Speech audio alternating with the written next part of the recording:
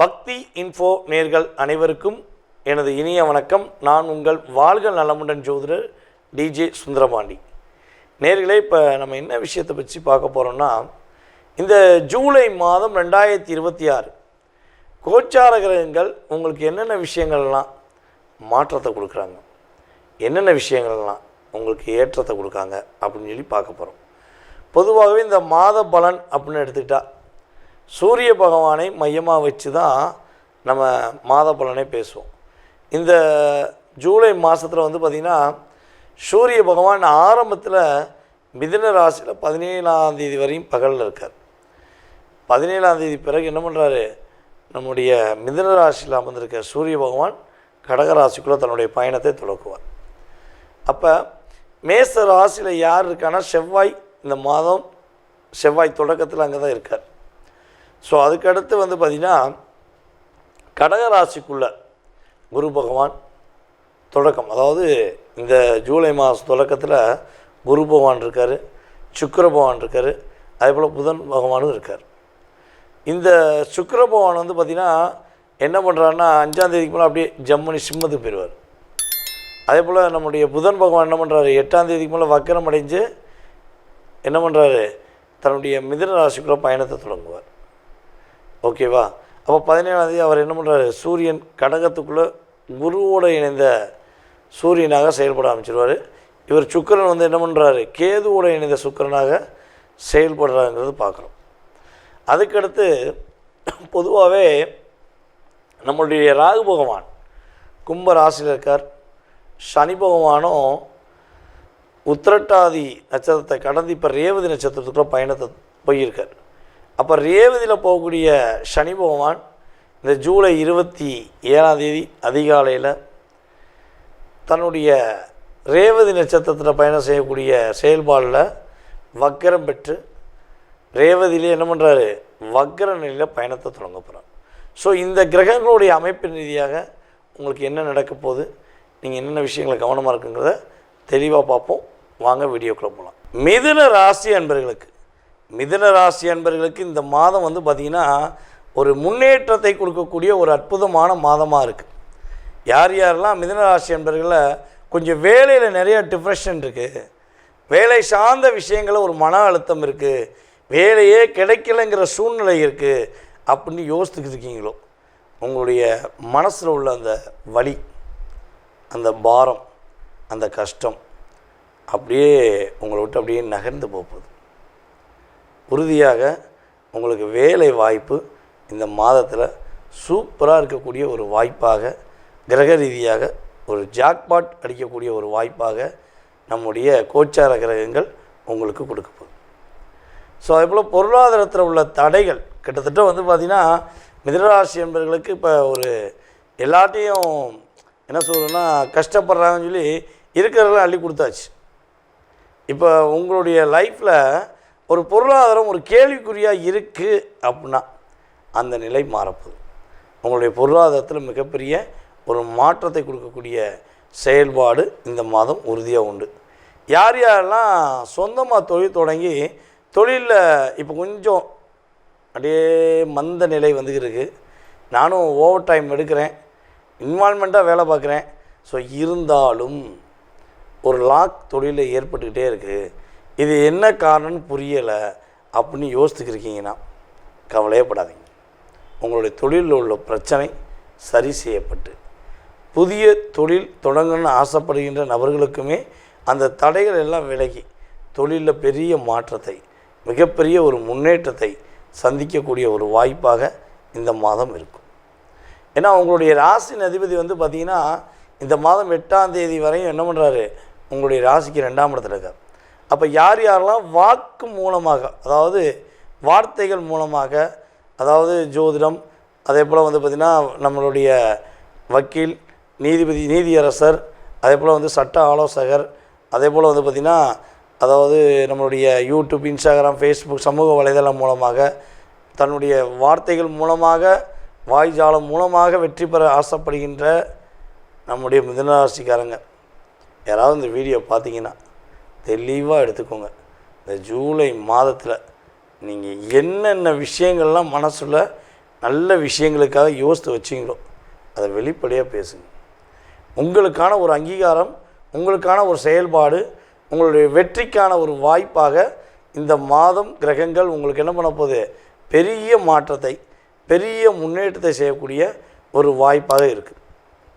அதே போல் பார்ட்னர்ஷிப்பை தொழில் பண்ணிவிட்டு நிறையா பிரச்சனை சந்தித்து கொண்டிருக்கின்ற மிதுனராசிக்காரங்க யாராச்சும் இந்த வீடியோ பார்த்தீங்கன்னா உறுதியாக பார்ட்னர்ஷிப்பில் உள்ள பிரச்சனை சரியாக போகுது.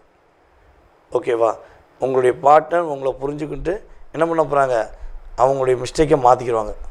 சில பார்ட்னர்லாம் வந்து பார்த்திங்கன்னா அவங்களுடைய தவறு செஞ்ச ஒரு மனநிலையை ஏற்றுக்கொண்டு என்ன பண்ணுவாங்க, அவங்க ஆட்டோமேட்டிக்காக வெளியே போயிடுவாங்க. நீங்கள் நடத்திக்கோங்க, இந்த கம்பெனி நீங்கள் நடத்திக்கோங்கன்னு உங்களை சொல்லிவிட்டு அவங்க வெளியேறுவதற்கான வாய்ப்புகள் கிரக ரீதியாக இருக்குது.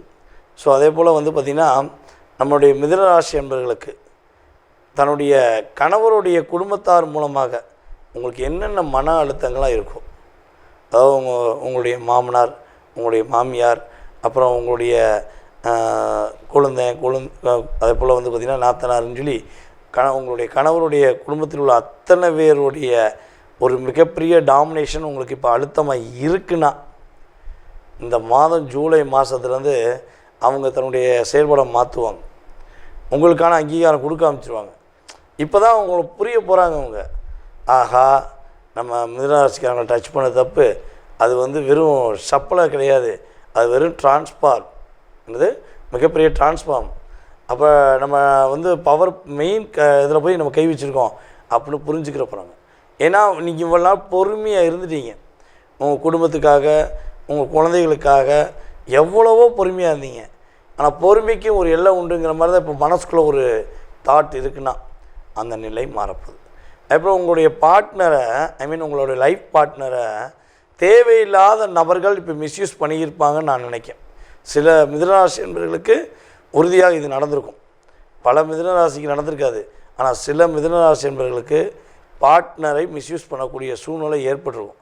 ஸோ அப்படி யாராச்சும் உங்களுடைய கணவரை அல்லது உங்களுடைய மனைவியை தேவையில்லாமல் தன்னுடைய பேச்சாற்றல் மூலமாகவோ இல்லாட்டி ஒரு அழுத்தம் மூலமாகவோ லாக் பண்ணி வச்சுருந்தாங்கன்னா அதை அப்படியே உடைச்சி உங்களுடைய பார்ட்னர், அதாவது உங்கள் லைஃப் பார்ட்னர் உங்கள் மேலே அன்பு காட்டி உங்களுக்காக தான் அவங்க வாழ்கிறாங்க அப்படிங்கிறத அவங்க மீண்டும் என்ன பண்ண போகிறாங்க, ப்ரூஃப் பண்ண போகிறாங்க. உங்களுடைய ஒற்றுமை ஒரு மிகப்பெரிய வலிமை அடையக்கூடிய ஒரு அற்புதமான மாதமாக இந்த ஜூலை மாதம் இருக்க போது. ஸோ இந்த மாதத்தில் நம்முடைய மிதுனராசிக்காரங்க எந்த விஷயங்களை கவனமாக இருக்குன்னா, மேக்ஸிமம் வந்து பார்த்திங்கன்னா கம்யூனிகேஷன் சார்ந்த விஷயங்களை ரொம்ப ரொம்ப கவனமாக இருக்கும்.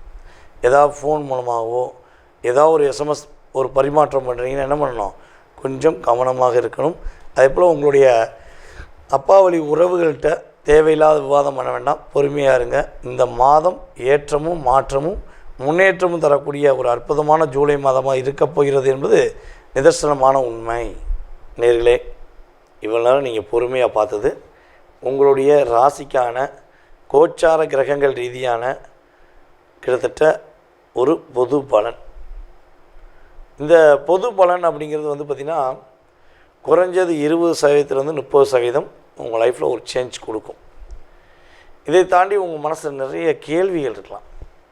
இது நடக்கலை, இது நடக்குமா, இது கிடைக்கல, அது கிடைக்குமா, ஸோ இது முடியுமா முடியாதா, ஸோ அப்படி நினைக்கக்கூடிய ஒவ்வொரு விஷயங்களுக்கும் ஒவ்வொரு விதமான செயல்பாடுகள் இருக்கும்.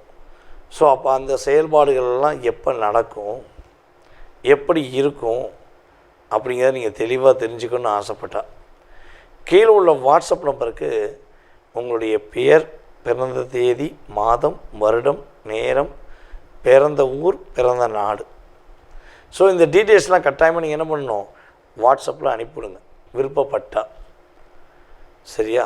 ஸோ உங்களுடைய அத்தனை விதமான கேள்விகளுக்கும் துல்லியமாக நீங்கள் அப்பாயின்மெண்ட் டைம் வாங்கிட்டு என்னை கம்யூனிகேஷன் பண்ணும்போது துல்லியமாக நான் அறிந்த ஜோதிட ரீதியான விஷயங்களை உங்கள் ஜாதகத்தை ஆராய்ச்சி பண்ணி தெளிவாக சொல்லுவேன்.